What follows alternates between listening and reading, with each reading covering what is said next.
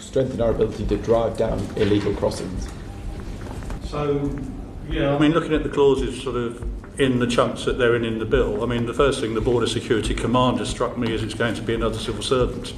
I think it's going to be a Director General post in the Home Office. I mean, I was one of those, and we already have quite a lot of those. And I'm not sure that he's actually going to be able to command anything. I think he's probably going to be more a coordinator. I would like to see him and his team have law enforcement powers. So they've got powers to arrest, detain, same as officers have in the Border Force, in National Crime Agency, Immigration Enforcement. I think that whole governance structure does need attention, so it does need someone to pull it all together. But so I'm not sure that we've pitched that right, that post right in immigration law enforcement teams. I think on his reporting requirements that you've put in, I think he does need to regularly publish details of irregular arrivals by way of nationality, age, provide regular updates as to where they are in the process, so that we can all see where, if there are log jams in the process from arrival to either removal or grant, we can check the timelines. I think they've already got a dashboard in the Home Office that does that. So I presume Parliament entered the day expecting yet another routine hearing on immigration policy, the kind where well-rehearsed talking points passed back and forth without making any real waves.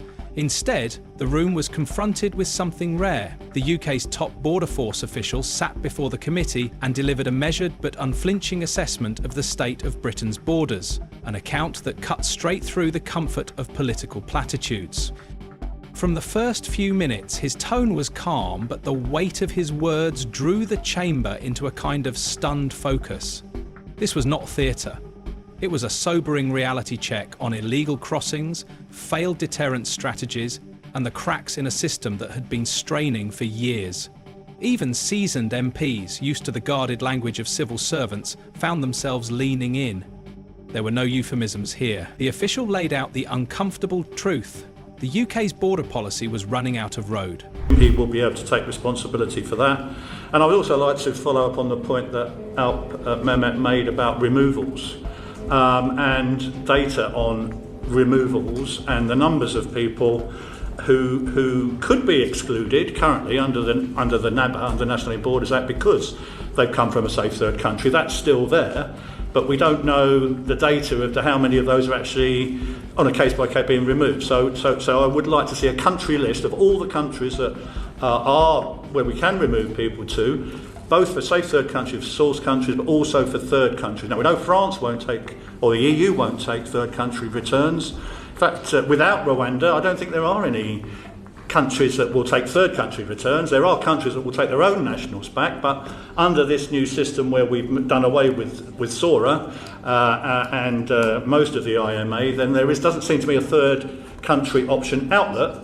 Therefore, those people that come here from Iran or Iraq or Syria or Afghanistan know on the other side of the channel they need only get in the British territorial waters, and they will probably be allowed to stay in the UK, because they maybe well get asylum, but even if they don't, it's impossible to return them for one reason or another. So I'm really interested in that returns piece. I'm really keen on data. What made the moment more powerful was the lack of drama in his delivery. He was not trying to score political points or trigger headlines, yet every sentence carried the gravity of years spent on the front line. His testimony was built from operational experience, not party lines, and it revealed just how close the current approach is to collapsing under its own contradiction. The conversation began with a subject that has long been politically charged: removals. On paper, the UK already has the legal authority to return individuals to their home countries or to safe third countries. Yet in practice, the figures are muddied, the process is slow, and the public is left guessing about its effectiveness. Even in cases where migrants arrive from clearly safe countries, the Border Force chief pointed out, the lack of transparent reporting leaves MPs without a clear picture of how often returns actually happen. From mobile devices to be captured. Some of them do keep their mobile phones. That data is being used for prosecution purposes only.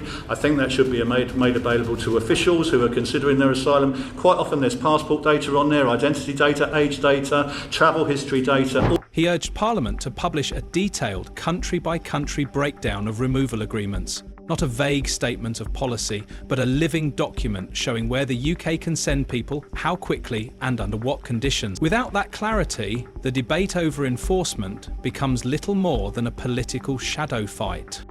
Then came the hard reality. Without formal return agreements in place, the UK cannot compel most safe third countries to take people back.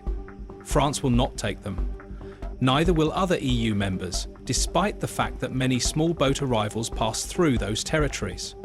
Without the Rwanda plan or an equivalent arrangement, migrants from countries like Iran, Iraq, Syria and Afghanistan need only make it into UK waters to have a strong chance of staying. Even if their asylum claims fail, practical barriers, from diplomatic standoffs to legal challenges, make removal unlikely. Smugglers understand these loopholes better than anyone, and they use them as a selling point for desperate passengers.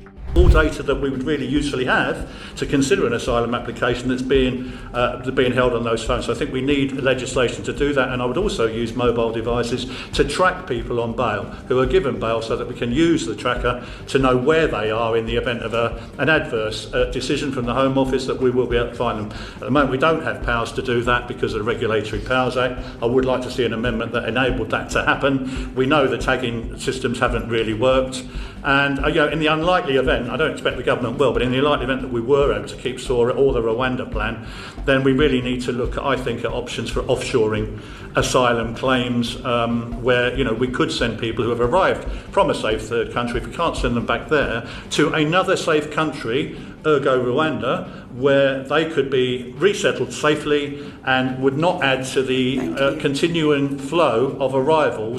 From there, attention turned to the government's proposal for a new border security commander. At first glance, it sounded like a bold, decisive reform. But beneath the headline, it became clear that the role would simply be another high-ranking civil service post, acting as a coordinator rather than a true enforcement authority. The Border Force chief was blunt. Coordination is not enough. The position, he argued, must carry law enforcement powers on par with immigration officers and the National Crime Agency. The power to arrest, detain and execute operations directly.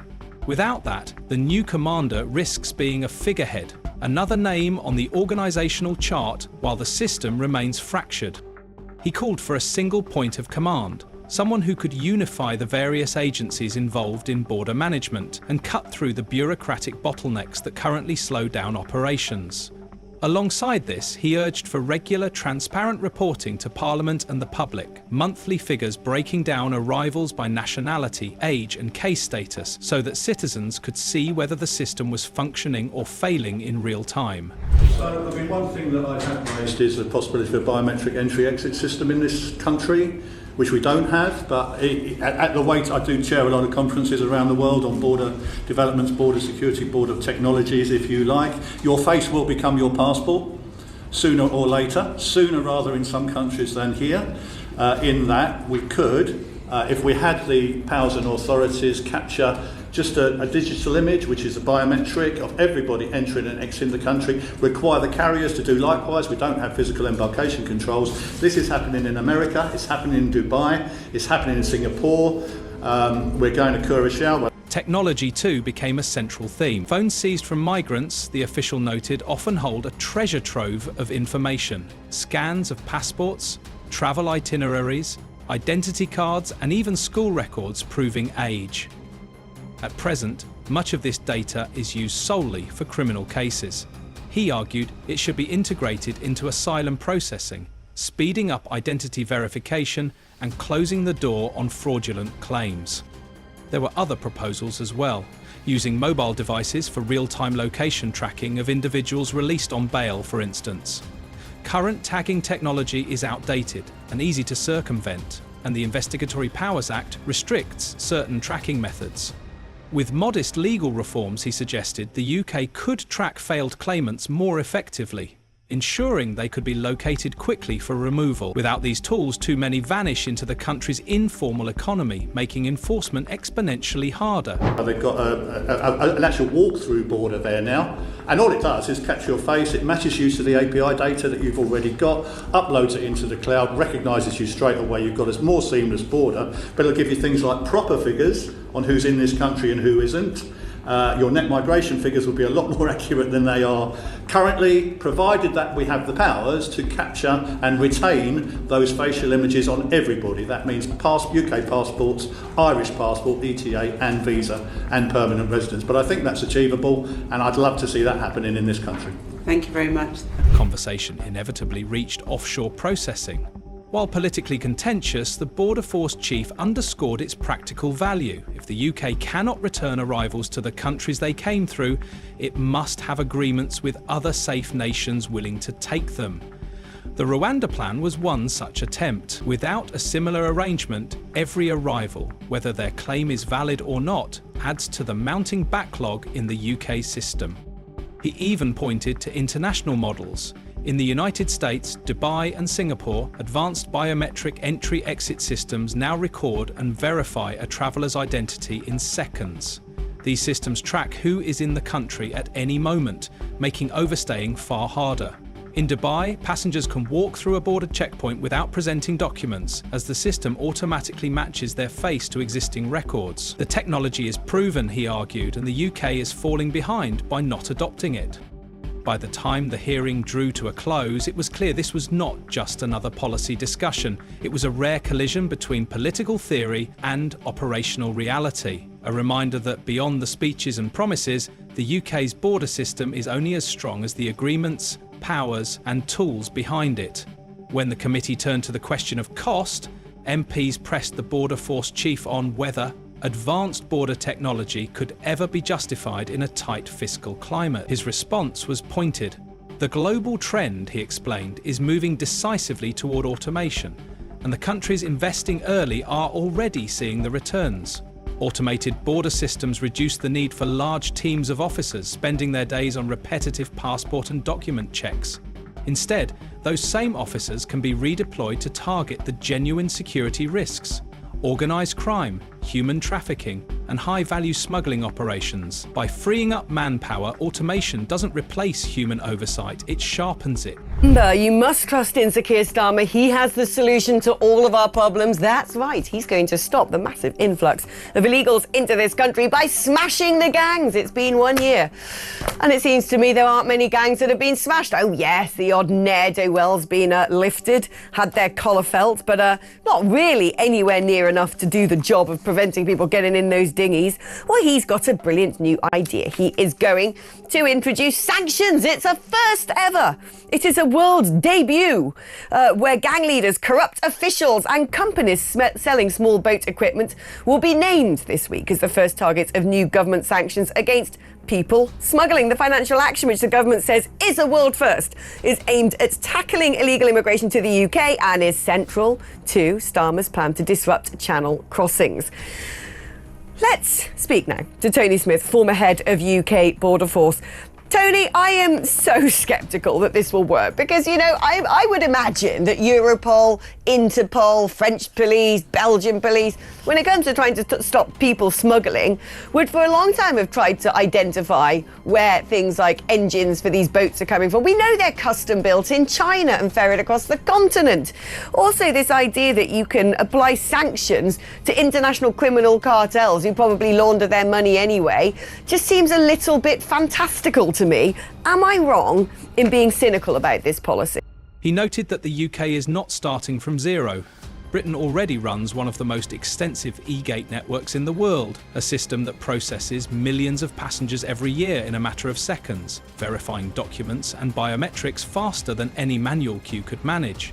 Expanding those capabilities, he argued, could create a dual benefit: faster passenger flow at legitimate entry points and greater capacity to intercept those who seek to bypass. Over time, the savings from reduced staffing needs and lower operational costs could offset much of the initial investment. While he stopped short of offering an exact financial projection, the underlying point was clear. Smart border technology can pay for itself, not only in efficiency, but in the operational flexibility it delivers.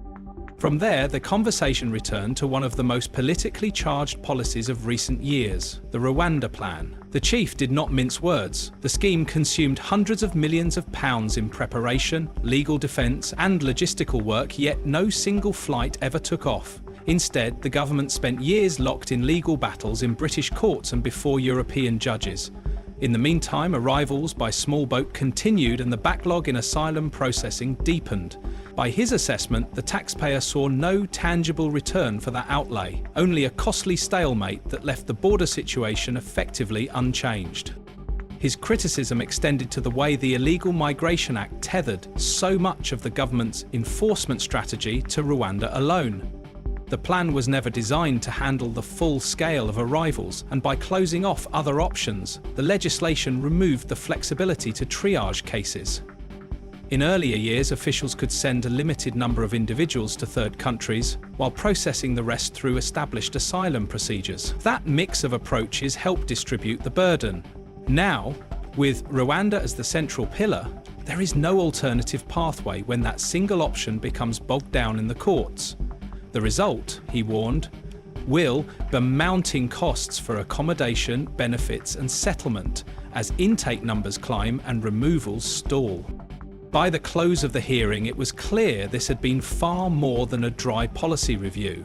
It was a rare instance where the mechanics of border control were discussed openly, without political varnish, exposing the gaps in enforcement, the expensive dead ends, and the untested ideas that could shape the UK's migration future for a generation. Whether Westminster acts on those warnings remains to be seen, but the message was unmistakable. The public is paying the price for inaction, and the bill is getting larger by the day. If open, uncensored debates like this matter to you, help push them into the spotlight.